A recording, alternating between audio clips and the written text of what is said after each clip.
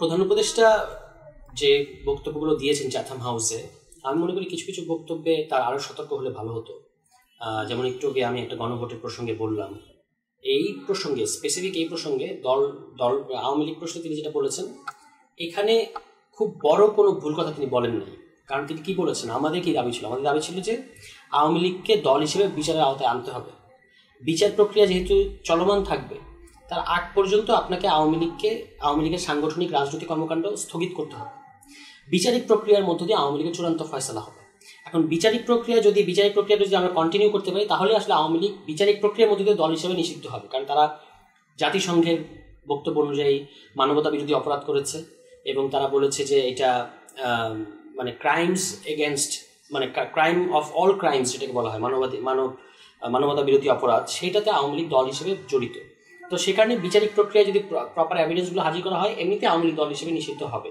কিন্তু তার আগ পর্যন্ত আমরা নির্বাহী আদেশে নিষিদ্ধ আমরা চাই না। ফলে তিনি যেটা বলেছেন যে কার্যক্রম স্থগিত থাকবে বিচার হওয়া পর্যন্ত, এই কথাতে খুব বড় ভুল নাই। এখন আপনি যে প্রশ্নটা করেছেন যে নির্বাচন হলে যে বিচারটা হবে বা আবার এসে যে বিচারটাকে ভণ্ডুল করে দেওয়া হবে না, এর কি নিশ্চয়?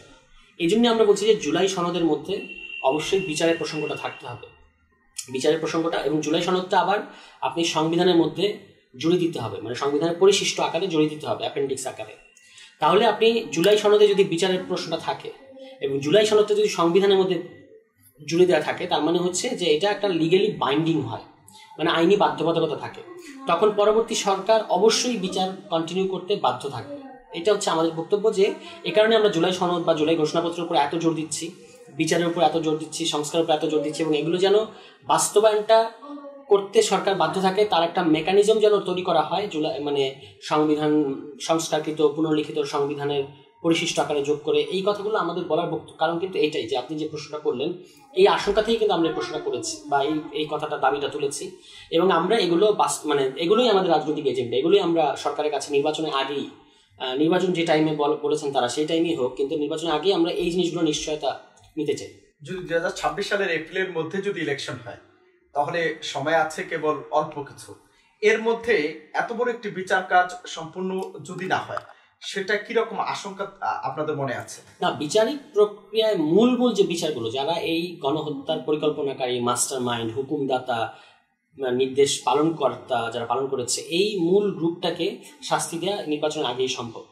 যেটা তিনি বলেছেন যে জানুয়ারির মধ্যে একটা গ্রহণযোগ্য জায়গায়, তিনি কনভিনসিংলি গ্রহণযোগ্য জায়গায় তিনি পৌঁছাতে চান বিচার প্রশ্নে। বাকিটা আমি যেটা বললাম এতক্ষণ, যে জুলাই সনদে যদি বিচারের প্রশ্নটা থাকে, সেখানে যদি সকল দল সাইন করে, এটা যদি সংবিধানে যুক্ত করা হয়, তাহলে আসলে পরবর্তী সরকারও কিন্তু বাকি বিচারগুলো করতে বাধ্য থাকবে। কিছু বিচার, মূল বিচার, শেখ হাসিনা সহ তার যে যারা মূল যে গ্রুপটা, যারা এই গণহত্যাটার পরিকল্পনা করেছে, তাদের বিচারটা হয়ে যেতে হবে নির্বাচনের আগে। যে বিদ্যমান সংবিধানের যে ক্ষমতা কাঠামো, তাকে চ্যালেঞ্জ করা, অর্থাৎ এটা এই সংবিধানটাকে ভায়োলেট করছে। আপনাকে একটা নতুন সংবিধান পুরোপুরি না হলেও সংস্কারের কথাটা আসছে, ফলে আপনি এই সংবিধানের ভিত্তিতে গঠিত সংসদে গিয়ে এমন সংস্কার আনতে পারবেন না যেটা এই সংবিধান অ্যালাউ করে না। সর্বোচ্চ সংশোধনী করতে পারবেন, যেটা আসলে আবার এই সংবিধানের সাথে সঙ্গতিপূর্ণ হতে হবে। এইটা হচ্ছে গুরুতর পদ্ধতিগত প্রশ্ন। এবং যেটা সমস্যা, যে 2/3 জুড়ে আপনি এখন একটা সংস্কার করলেন, পরবর্তী সংসদ কিন্তু 2/3 থাকলে তারা এই সংস্কার বাতিল করে দিতে পারবে।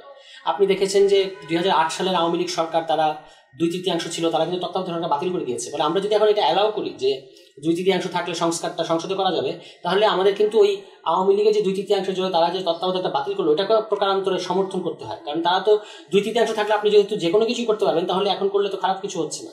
ঠিক আছে, এই হচ্ছে বক্তব্য। এই কারণে আমরা বলেছি যে তিনি এখন আমরা যে জাতীয় ঐক্যমত্য কমিশনে যাই, সেখানে আলোচনাটা হয় যে কি কি সংস্কার হবে। এর পরের ধাপের আলোচনাটা হচ্ছে কিভাবে সংস্কার হবে, বাস্তবায়ন পদ্ধতি হিসেবে 6টা পদ্ধতি প্রস্তাবে আছে। নির্বাচনের আগে অধ্যাদেশ, নির্বাচনের আগে গণভোট, নির্বাচনের সময় একই সাথে গণভোট, সংসদ নির্বাচন এবং গণপরিষদ নির্বাচন একই সাথে, গণপরিষদ নির্বাচন, এবং নির্বাচনের পরে সাংবিধানিক সংস্কার। এই 6টা পদ্ধতি আছে। কোন পদ্ধতিতে সংস্কার হবে এটা কিন্তু এখন আলোচনা আসে নাই। তার আগেই যখন প্রধান উপদেষ্টা বলেন যে নির্বাচিত সংসদে গিয়ে সংস্কার হবে, আবার তিনি যখন বলেন, লন্ডনে গিয়ে বললেন যে গণভোট আসলে অর্থহীন, গণভোট জনগণ বোঝে না, তখন আপনি 6টা পদ্ধতির মধ্যে একটা পদ্ধতিকে বেছে নিয়েছেন, একটা পদ্ধতিকে খারিজ করে দিচ্ছেন, হোয়াইরাজ এখন আলোচনাটাই হয়নি। তাহলে আপনি তো দেশে যে আলোচনাটা হবে জাতীয় ঐক্যমত্য কমিশন সকল দলকে মিলে নিয়ে, সেই আলোচনাটাকে এক ধরনের অর্থহীন আলোচনায় পরিণত করছেন। এই কারণে আমি বলেছি যে প্রধান উপদেষ্টা এই ধরনের কথা বলতে পারেন না। তিনি দেশে আসার পরে তার প্রথম কাজ হওয়া উচিত যে এই বক্তব্যটা প্রত্যাহার করা, এবং তার বলা উচিত যে সবাই মিলে যে পদ্ধতিতে ঐক্যমত্য হবে সেই পদ্ধতিতে সংস্কার বাস্তবায়ন হবে। এখান থেকে আমি সমালোচনাটা করেছি।